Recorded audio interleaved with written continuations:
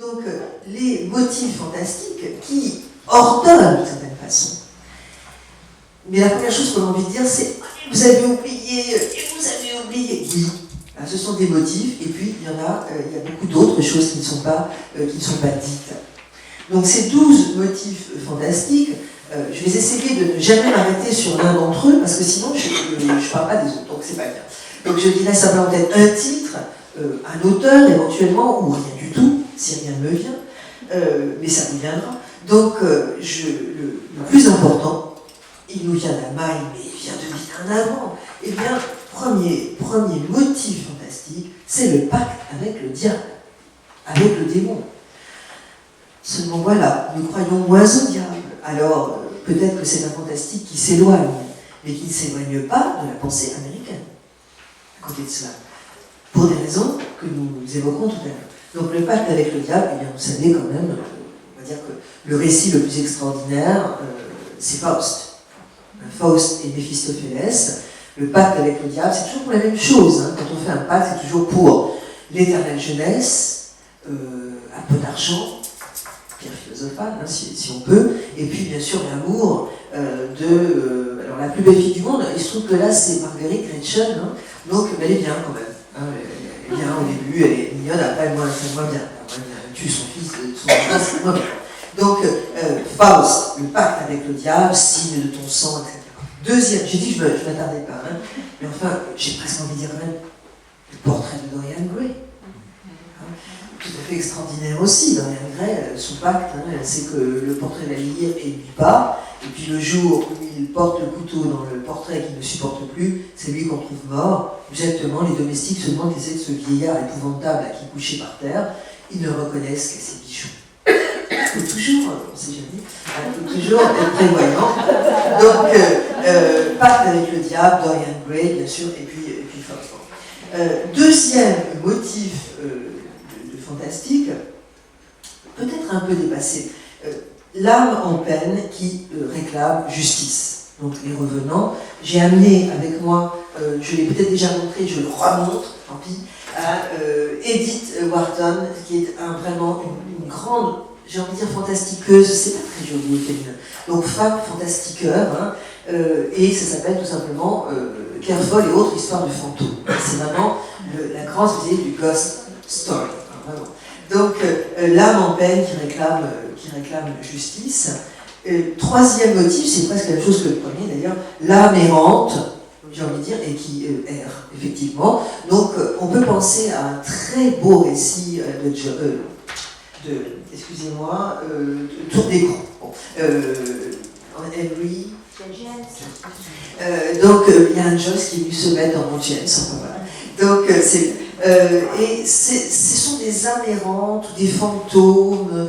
Là, vraiment, la décision restera jusqu'au bout, puisque vous savez que la réponse, c'est le plus souvent, elle était folle. C'est-à-dire que la nurse à travers laquelle, la gouvernante à travers laquelle tout cela se passe, eh bien, la réponse est souvent oui, mais c'est parce qu'elle est folle. C'est ce qu'on dit aussi de Hoffman.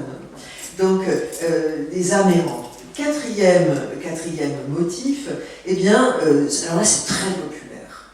Ça marche encore du tonnerre. La statue, l'automate, le tableau, l'armure, tout ce que vous voulez, l'inanimé qui devient animé. Alors là, je me suis permis de vous remettre une page qui peut-être va vous rappeler des lectures récentes ou moins récentes, hein, dans le petit document que je vous ai fait distribuer.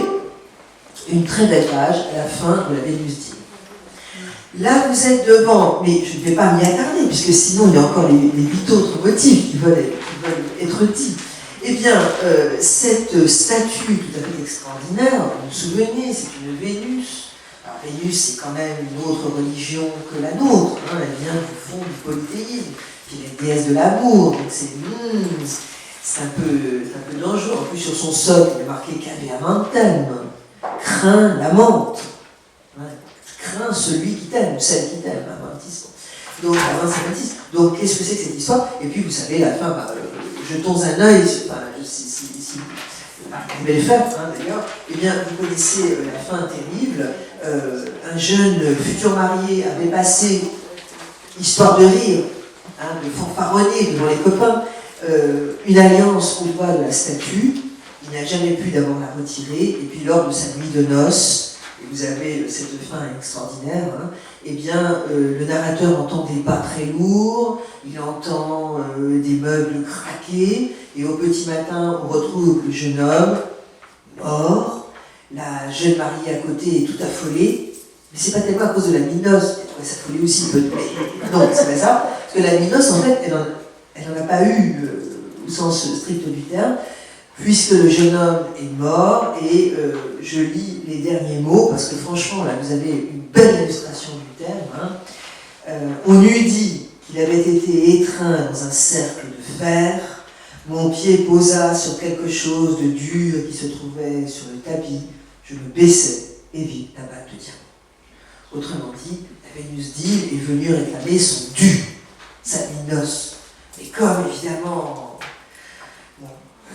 elle n'a pas tout à fait la vénusté et la fragilité du corps de la jeune fille, c'est lui qui meurt. Alors on peut faire beaucoup de lectures de cette page, et alors, vraiment en classe, ça marche du tonnerre, surtout sur les garçons. Il y a quand même quelque chose d'inquiétant. Finalement, il n'y a pas que les jeunes filles qui craignent, nous sommes au XIXe siècle, qui craignent la minosse. Peut-être que les jeunes gens aussi se demandent ce qui va leur arriver à ce moment-là, et ce qui arrive, vous le voyez, c'est quand même la catastrophe maximale, on va dire. Tout cela avec toute une modalité extraordinaire, il me sembla, peut-être, qu'en était-il. Autrement dit, cette page, c'est vraiment l'archétype de la décision todorovienne. C'est vrai que cette page est tout à fait superbe. J'enchaîne sur les autres motifs. Eh bien, après la statue, l'automate, tout ce qui peut s'animer, la poupée sanglante, de l'euro, mais j'arrive là, c'est vraiment le thème le plus fructueux, le plus fécond. Eh bien, en 6e position, la mort personnifiée qui vient rencontrer les vivants. Alors, je ne sais pas si vous vous souvenez de ce film vraiment assez hors du commun, qui s'appelait Rencontre avec Joey Black. Les dames s'en souviennent parce que c'est Brad Pitt. Certains messieurs peut-être. Donc, c'est la mort sous le visage quand même fort agréable, enfin, et qui vient chercher son dû.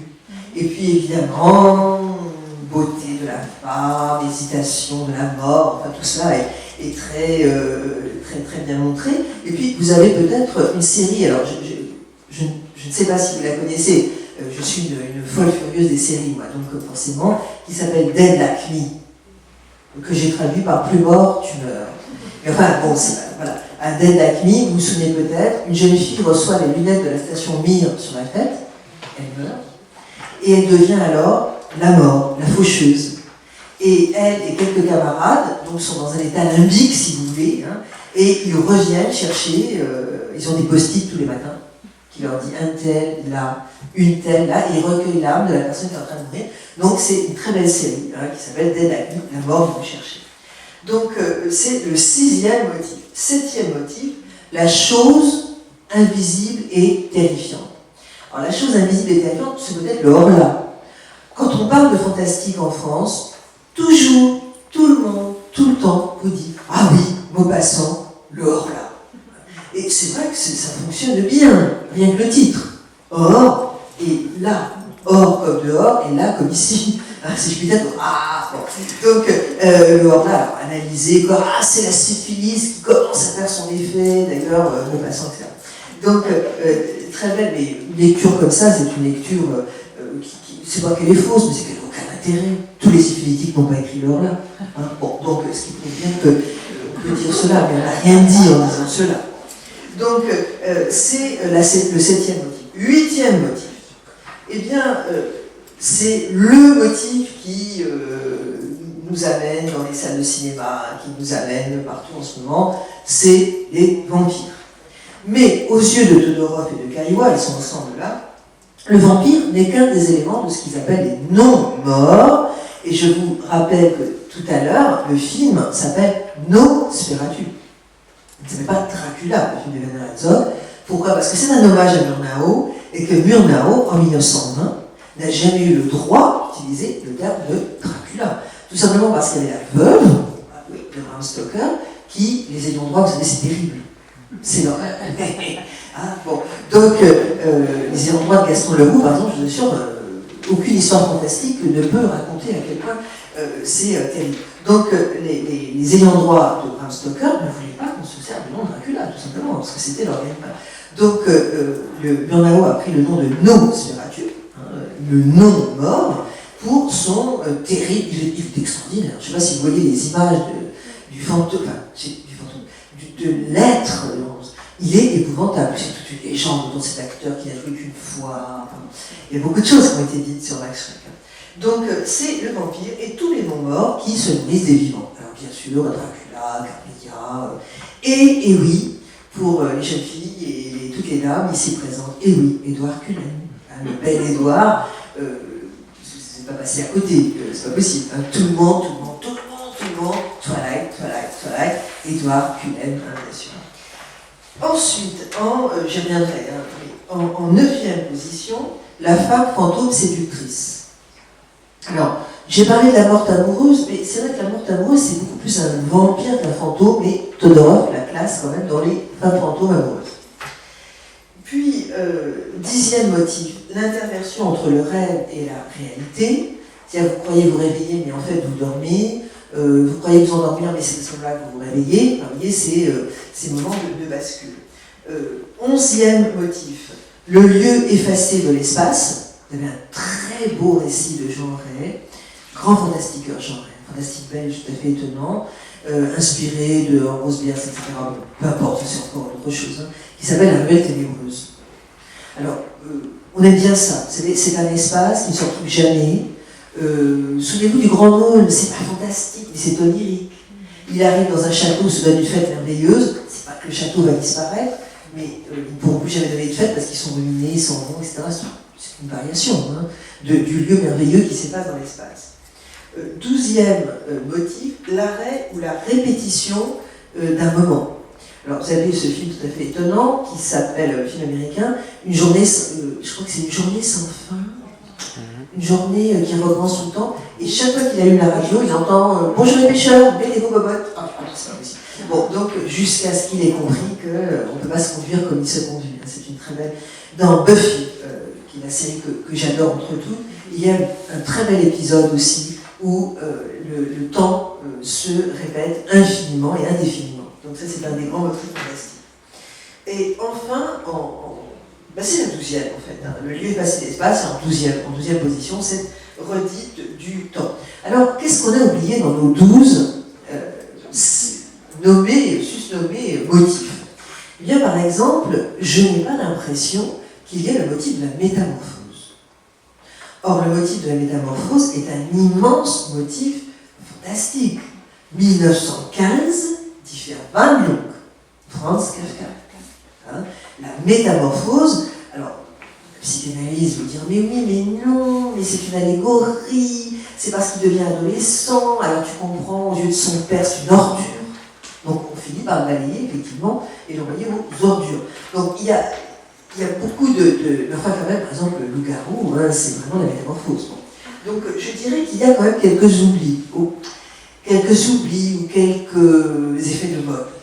Donc ces 12 motifs m'amènent à la fin de mon grand temps, mais je vais accélérer, vous me ferez des signes de temps en temps, discrets mais fermes, courtois. Donc je me pose donc la question en conclusion de ce grand temps, sur justement ce qu'il en est de cette vulgate todorovienne. Est-ce que le caractère transnational, par exemple, des récits fantastiques est bien attesté? Eh bien, je voudrais simplement prendre un exemple de cette,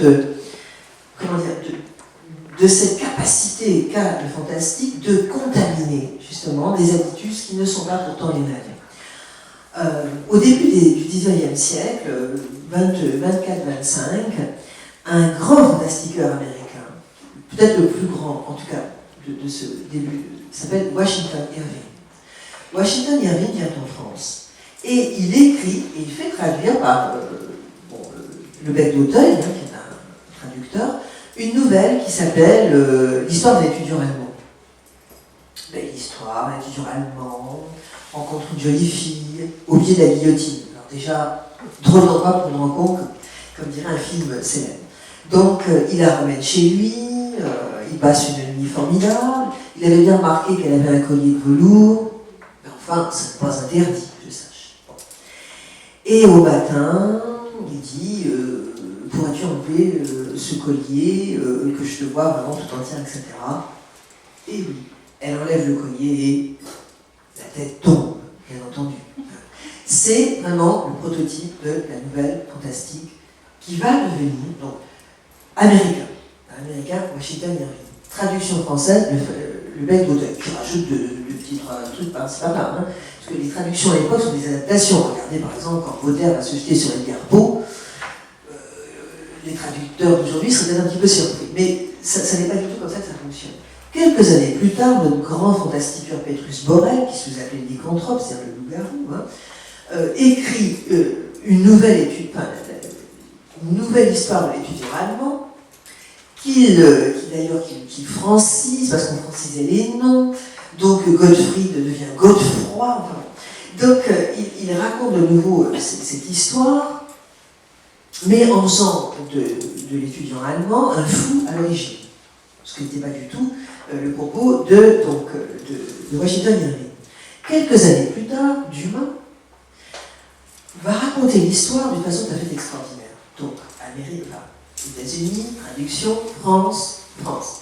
Et Dumas raconte, lui, que c'est Nodier qui lui a raconté l'histoire sur son lit de mort.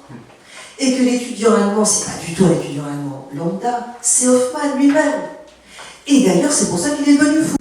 Et il vous raconte comment Hoffmann, le jeune Hoffmann, étudiant revenant en France, a rencontré la maîtresse de Danton, la belle Arsène, qui était danseuse à l'opéra et qui errait dans les rues de Paris. Il a ramené une nuit formidable, fantastique, tout ce que vous pouvez imaginer évidemment. Et au petit matin, enlève, vous savez, la bobinette Chéra, comme dit, enlève donc ce collier, et la tête tombe, et Hoffmann devient Hoffmann, puisqu'il devient fou. Donc, c'est une tradition de dire Hoffmann était fou. Donc, il y a la tête roule, si vous voulez. Et elle va rouler jusqu'à mon auteur favori, le grand Gaston Leroux, si méconnu en France, heureusement il y a des États-Unis quand même. Et il va réécrire une extraordinaire femme au collier de velours, et cette fois-ci ça se passe en Corse. Et c'est un Marie Jaloux, je suis désolée, qui décapite sa femme au couteau parce qu'il a regardé sous la table et il a vu qu'elle faisait du pied à un autre homme que lui, évidemment. Donc il la décapite mais qu'à moitié, ce qui fait qu'avec un collier de velours, elle peut quand même continuer à vivre. Mais il se sauve dans le maquis, il apprend qu'elle s'est remariée, le croyant mort, il revient et il termine le travail. Mais il lui remet son collier. Ce qui fait que nous avons toujours le même punctum final. On entre dans la pièce, elle est assise de dos, belle, pâle, etc. On la pousse et la tête tombe.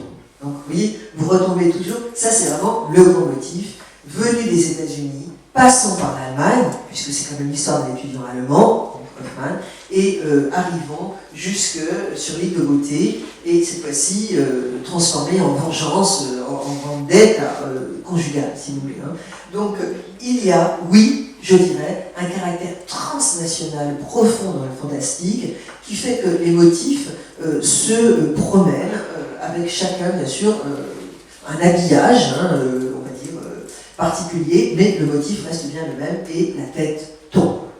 Donc notre cénacle romantique, je l'ai énuméré très rapidement, c'est lui qui donne ses lettres de noblesse à la nouvelle fantastique. Balzac, mais attention, Balzac sous pseudo.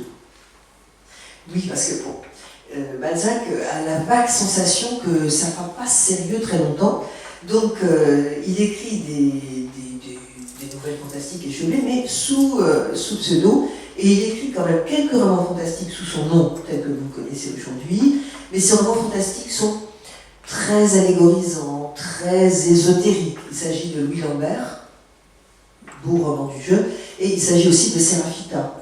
Mais Tout simplement parce que pendant ce temps-là arrive une philosophie qui s'appelle l'illuminisme, enfin, à travers des gens comme Saint-Martin. Enfin, c'est très particulier. Hein. Donc vous avez toute une série de sectes ésotériques dont la pensée complexe, hein, venue des Rosicruciens, de toutes ces sociétés secrètes, tout à fait ésotériques, viennent traverser, je dirais, l'habitus français dans le fantastique. Bref, joli clin d'œil aussi au caractère transnational du fantastique, notre Paul Féval. Vous le connaissez très bien, par un roman pas tellement fantastique, à dire vrai, puisque c'est le Bossu. Si tu ne vas pas à la Gardère ira tatouage. C'est le tatouage hein, qui est la marque de fabrique de ce roman.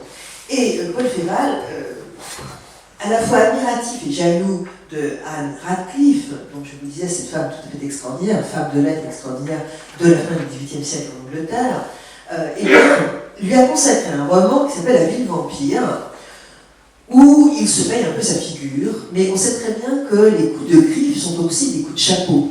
Donc il la met en scène, avant, sous son nom de jeune fille, Anna W.A.R.D., wow, hein, puisqu'elle est devenue Radcliffe par son mariage, et il en fait la protagoniste d'un roman de vampire complètement un petit peu délirant.